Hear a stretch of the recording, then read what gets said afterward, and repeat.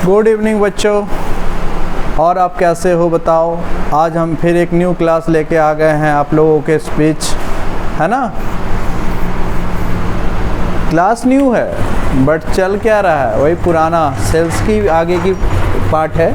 Because बेटा sales जो है थोड़ा लंबा चैप्टर पड़ता है। सेल्स में हम लोग को सारे एक एक स्टेप को क्लियर करना है ना।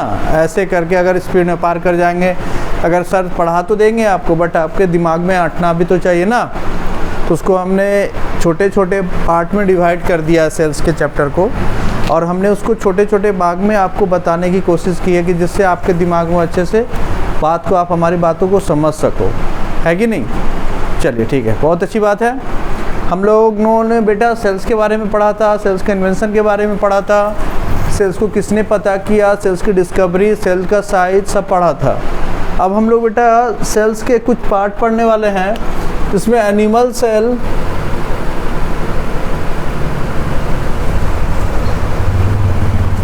और प्लांट सेल के बारे में पढ़ेंगे आज हम। ये बहुत इम्पॉर्टेंट हमारा क्लास रहेगा। इस पर आपका कंसंट्रेशन 110% बना रहना चाहिए, क्योंकि अगर आपका थोड़ा सा भी कंसंट्रेशन ब्रेक होता है बेटा, देन आपका वो पॉइंट आपका फिर ख़त्म।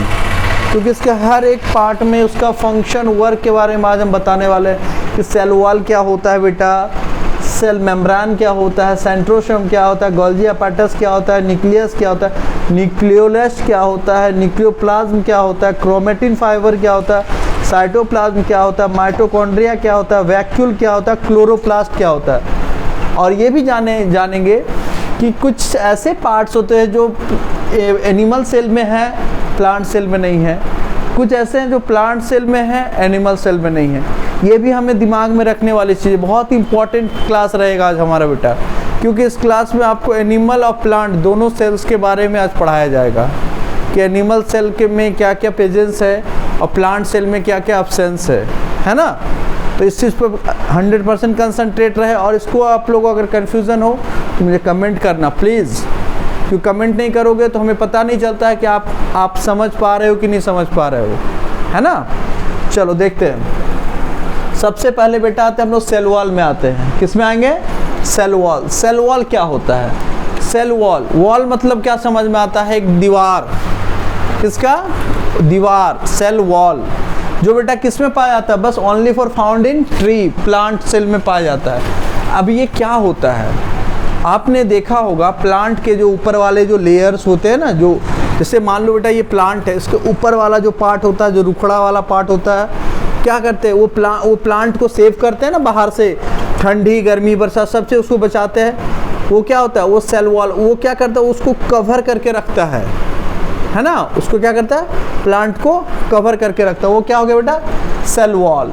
ठीक है, अब आ जाते हैं हम लोग नेक्स्ट पॉइंट में आ जाते हैं। सेल वॉल क्लियर हो गया। ये उसके वो अंदर की जो पार्ट्स होती है ना, उस बॉडी को कवर करके रखने और प्लांट को अच्छे से रिजिडिटी के साथ खड़े रखने में मदद करता है। ठीक है, सेल वॉल के बारे में क्लियर हो चुका है। चलो अब नेक्स्ट पॉइंट लेते हैं हम लोग बेटा। अब लेते हैं हम लोग सेल मेम्ब्रेन के बारे में देखते हैं। Cell membrane, cell membrane, centrosome, Golgi apparatus, nucleus, nucleolus, nucleoplasm, chromatin. चलिए अब देख लेते हैं हम लोग गोल्गी अपैरेटस कहाँ गया हमारा। हाँ चलिए इस पर फिर देख लेते हैं। पहले गोल्गी अपैरेटस के बारे में देख लेते हैं। ये एक सेल का एक ऐसा ऑर्गन होता है, अंग होता है ना, जो प्रोटीन्स, किसको?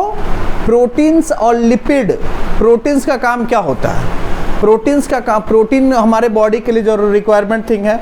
अगर प्रोटीन के बिना हमारा बॉडी फंक्शन नहीं कर पाएगा, तो प्रोटीन्स का ज़रूरत क्या पड़ता है? प्रोटीन्स जो लेते हैं वो कैसे फंक्शन, वो प्रोटीन्स को कौन कहाँ ट्रैवल, सेल्स कैसे ट्रैवल करके लेके जाता है, वो काम किसका पड़ता है?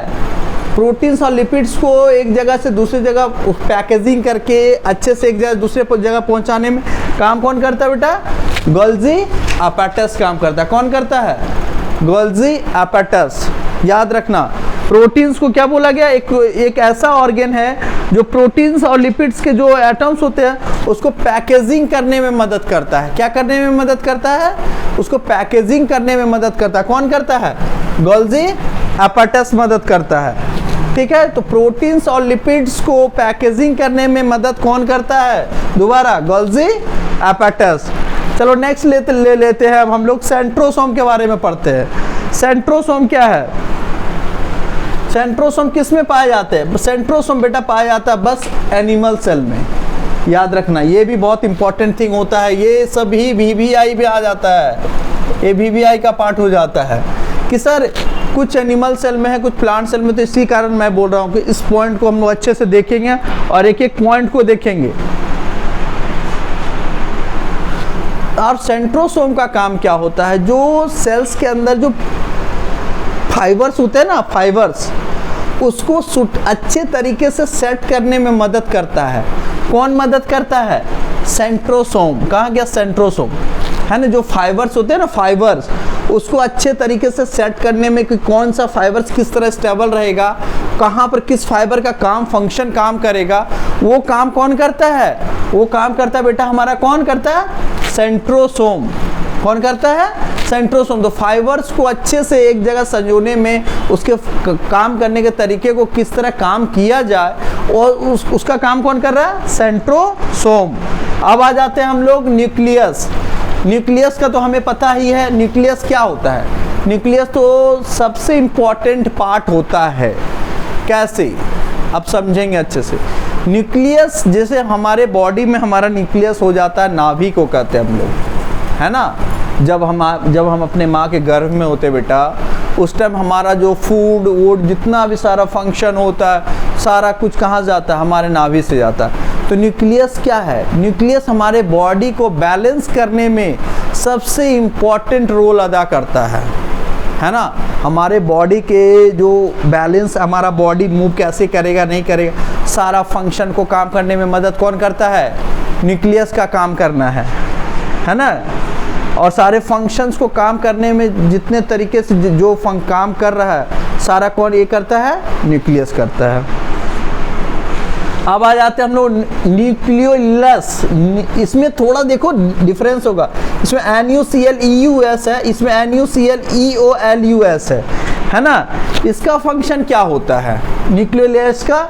इसका फंक्शन है बेटा, जो हमारा एनर्जी है, क्या हमारे बॉडी में जो एनर्जी होता है, उस एनर्जी को अगर आप वेस्ट करना चाहोगे तो किसी भी रूप में ख़त्म कर सकते हो, है ना। बट इसका काम क्या होता है? ये हमारे एनर्जी को सही तरीके से यूज़ करता है, और जो वेस्टेज जो एनर्जी जो हो सकते हैं उसको वो बचाता है और आगे के सेल को ट्रांसफ़र कर देता है।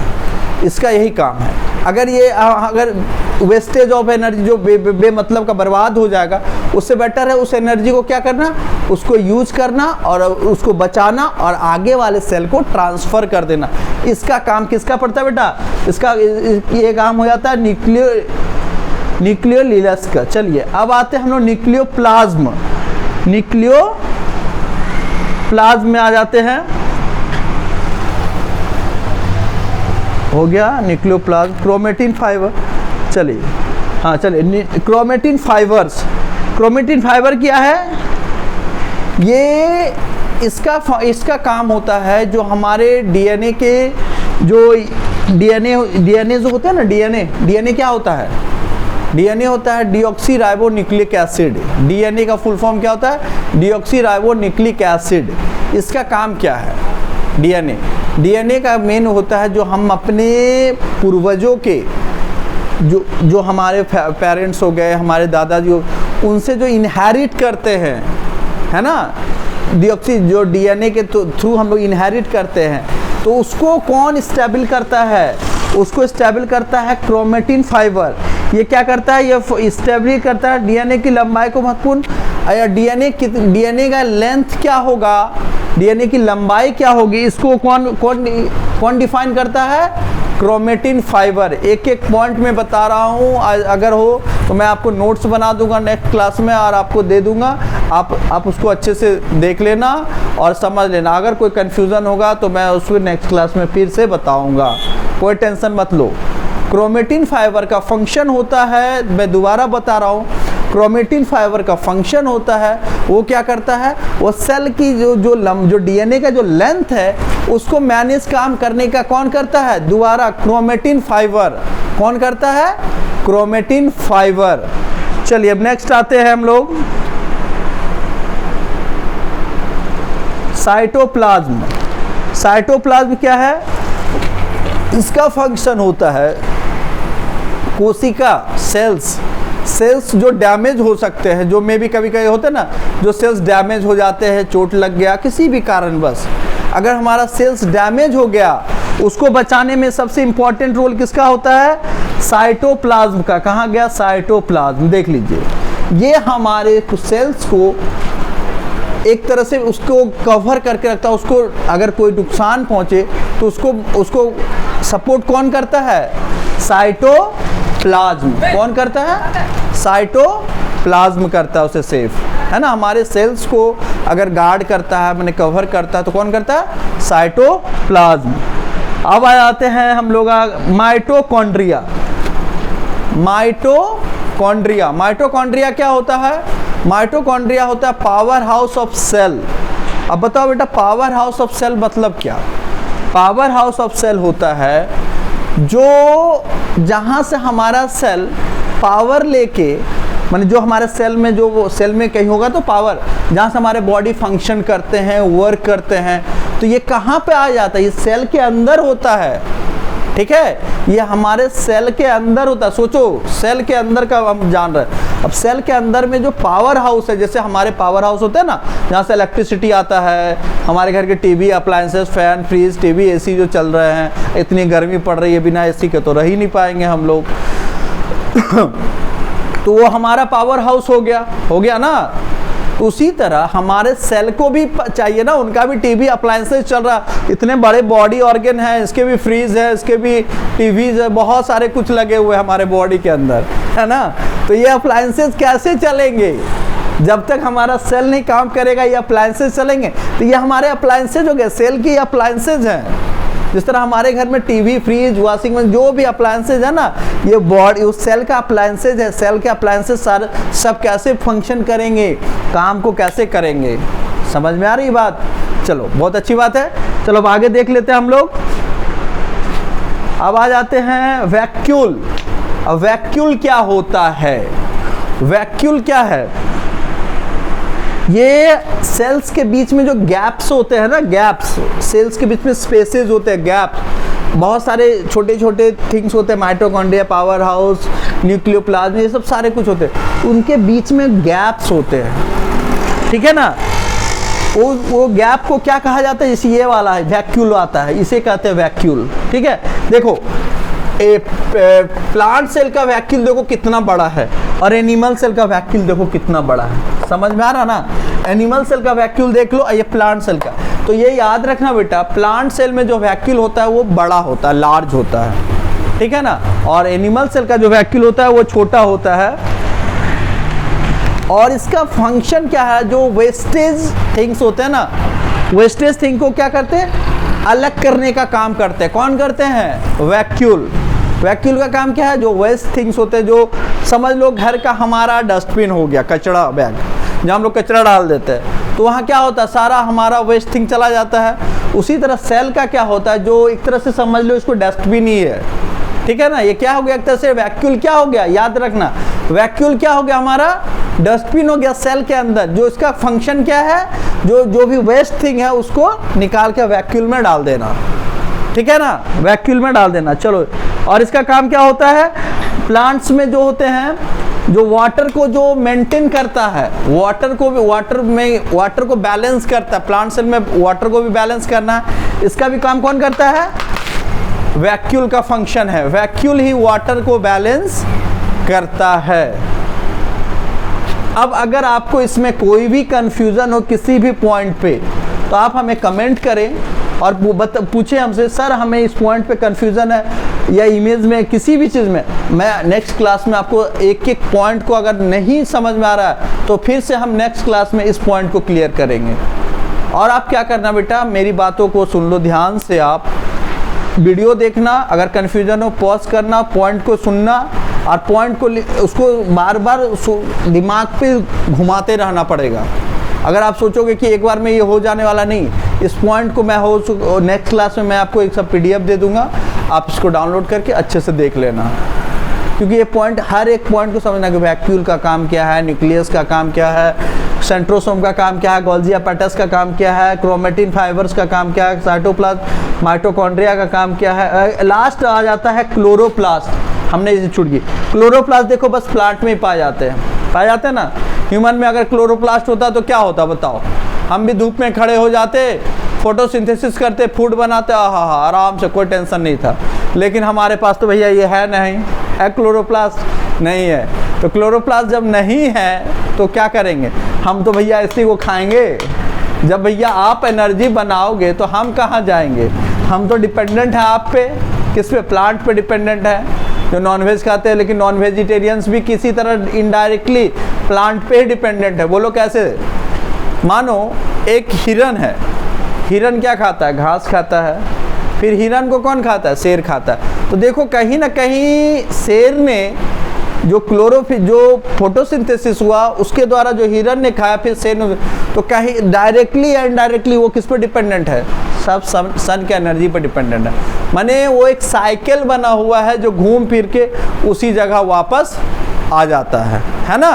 तो क्लोरोप्लास्ट किस में पाया जाता है? जो क्लोरोफिल होता है, ग्रीन पिगमेंट होता है, ये बस किस में पाया जाता है? प्लांट सेल में पाया जाता है, और किसी में नहीं पाया जाता है। चलिए बेटा, अब आगे का अब हमारा रहेगा, क्या बचा हुआ है हमारा? Cell membrane and cell wall हो गया, ये सब सारा कुछ हो गया। न्यूक्लियस भी खत्म कर दिया हम लोगों ने। प्लांट और एनिमल सेल तो लगभग हो चुका है हमारा, है ना। ये लगभग चैप्टर खत्म हो चुका है। सेल का ये लास्ट ही था, है ना। अब इसमें कुछ बचा हुआ नहीं है। अब हम लोग आगे टिश्यू चैप्टर को करेंगे, और लेकिन नहीं, किसी चीज़ का एंड नहीं होता है ना। तो इस चीज़ को याद रखना। और हम लोग नेक्स्ट जो क्लास करने वाले टिश्यूज़ का करेंगे। बट अगर आपको कोई कन्फ्यूज़न है तो आप मेरे को कमेंट करो, क्वेश्चंस पूछो, सर ये समझ में नहीं आया, हम आपको नेक्स्ट क्लास में उसका सॉल्यूशन देंगे। और कोई भी कन्फ्यूज़न है टेंशन मत लेना, ठीक है ना। चलो, बहुत अच्छी बात है। Good night, sweet dream.